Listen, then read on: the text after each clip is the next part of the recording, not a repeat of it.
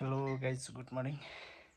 म चाहिँ आजसम्म सन्चै छु, आराम कुशल छु। अनि हजुरहरू के छ खबर? आराम कुशल हुनुहुन्छ होला। अनि आज चाहिँ म हजुरलाई छोटो एकदम गाउँको घरको होइन अनि सरसफाइ कसरी गरिन्छ भनेर चाहिँ देखाउन गइरहेको छु। अब हामी चाहिँ ढुङ्गा माटोको घर हुँदाखेरि अनि गोबरले लिप्ने गर्छौँ। अनि हजुरहरूलाई म चाहिँ घर लिपेर देखाउन गइरहेको छु।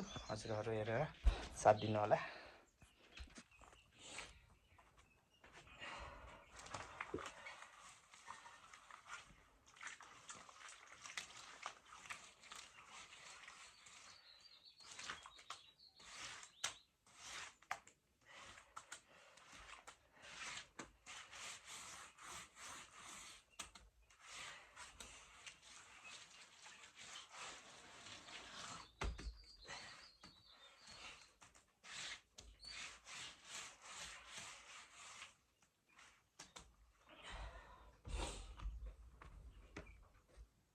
हाम्रो चाहिँ घरहरू यसरी लिप्छौँ। अब हजुरहरूको त अब प्रायः जस्तो सहरतिर अब काठमाडौँतिर धरानतिर अब यस्तो सहरतिर त अब अहिले ढलानको घर भएर अब लिपिरहनु पर्दैन। तर गाउँतिर प्रायः जस्तो चाहिँ हामी यस्तै गर्छौँ।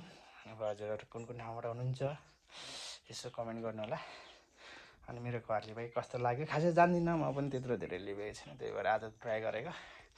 अब एक दुई दिन भयो ट्राई गरेको, एक दुई दिन भन्दा पनि एक दुईचोटि। अनि हजुरहरूलाई के कस्तो लाग्छ कमेन्ट गर्नु होला। हस् त बाई, नेक्स्ट भिडियोमा भेटौँला भन्दै अहिले म भिडियो यहीँ समाप्त गर्न चाहन्छु। Okay by by.